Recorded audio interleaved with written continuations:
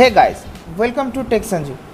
Railway में अगर कोई भी कैंडिडेट को जॉब मिल जाए तो उसे रिपोर्टिंग करने के लिए मैक्सिमम कितना टाइम दिया जाता है, और अगर उस कैंडिडेट अपना निर्धारित टाइम से ज्वाइनिंग करने के लिए पहुंच ना पाए तब उसका कैंडिडेचर का क्या परिणाम हो सकता है, और इस पूरे सिनारियो से वेटिंग वाले कैंडिडेट का क्या फ़ायदा हो सकता है।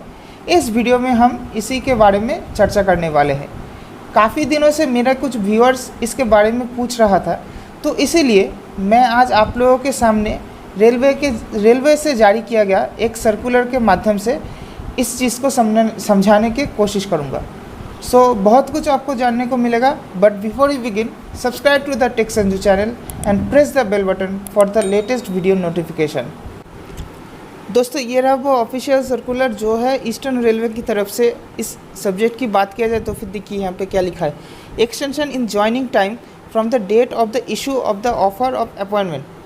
अगर कैंडिडेट का offer of the appointment issue हो जाता है तो फिर उसका एक्सटेंशन कितना दिन तक किया जाएगा वो इस सर्कुलर में लिखा गया है। तो फिर आइए एक बार ये सर्कुलर चेक कर लेते हैं।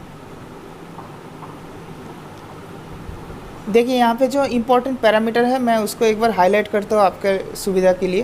देखिए यहाँ पे जो पहला पॉइंट लिखा गया है वो है an offer of the appointment should clearly specify the period which shall not normally exceed 1 or 2 months, after which the offer would lapse automatically if the candidate did not join within the specified period। अगर कोई भी candidate का appointment issue हो जाता है उसके बाद वो जनरली 1 से 2 महीने के अंदर अगर वो रिपोर्ट नहीं करता या फिर वो ज्वाइनिंग नहीं करता है तो फिर उसका offer of the appointment automatically cancel हो जाएगा। देखिए 2 नंबर पॉइंट में यहाँ पे बताया गया है, if however with in the specified period A request is received from the candidate for extension of time it may be considered, but extension beyond 3 month should not be granted.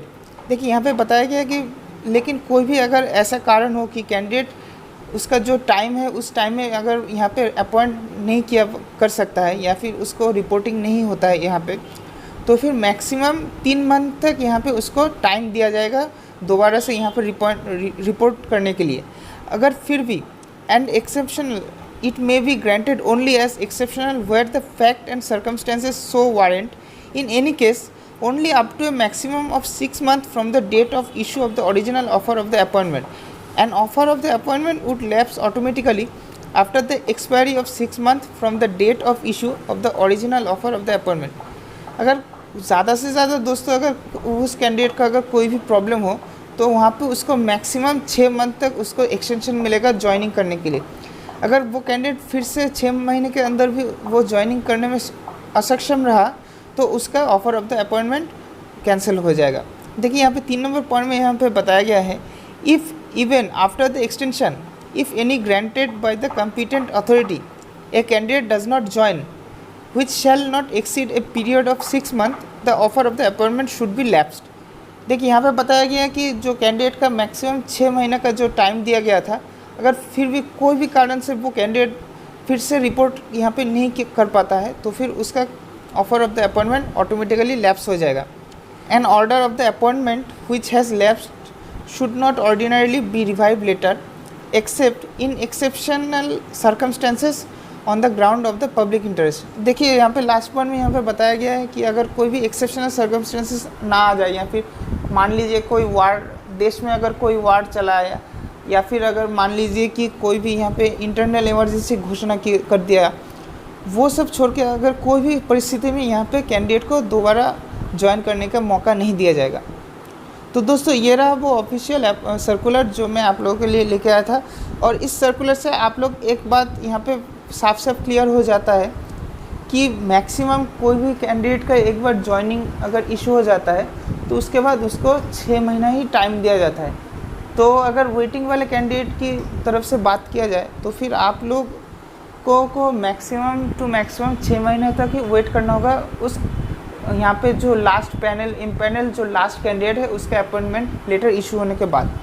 तो देखिए अभी भी बहुत सारा टाइम है, अभी भी empanel कैंडिडेटों के सारे का अपॉइंटमेंट नहीं आया है, अभी भी बहुत सारा कैंडिडेट का अभी अपॉइंटमेंट आएगा। उसके बाद अगर वो 6 महीने के अंदर अंदर वो ज्वाइन नहीं करते हैं तो उसके लिए जो सीट दोबारा वैकेंट होगा उसमें वेटिंग वालों का चांसेस 100% मिलेगा। इस सर्कुलर का डिटेल्स आपको डिस्क्रिप्शन में मिल जाएगा। तो इस सर्कुलर से एक बात हम लोग समझ सकते हैं कि कोई भी इम्पैनल कैंडिडेट को अपना अपॉइंटमेंट लेटर जारी होने के बाद मैक्सिमम 6 महीने का टाइम दिया जाता है अपना ज्वाइनिंग के लिए। मगर वो कैंडिडेट उस निर्धारित टाइम पे पहुंच ना पाए तो फिर उसका कैंडिडेचर रद्द किया जाएगा और वो अपना जॉब गंवा सकता है। और इस चीज़ से सबसे ज़्यादा फ़ायदा होगा वेटिंग वाले कैंडिडेट का। तो इस हिसाब से अगर देखा जाए तो कोई भी बोर्ड का लास्ट कैंडिडेट का अपॉइंटमेंट लेटर इशू होने के मैक्सिमम 6 महीने बाद ही वेटिंग वाले कैंडिडेट का फर्स्ट रिप्लेसमेंट पैनल का संभावना बनता है। तो अभी इस कोविड-19 महामारी के परिस्थिति में रेलवे कितना जल्दी अपना मेन पैनल का अपॉइंटमेंट कंप्लीट कर पाएगा, ये देखने वाली बात है।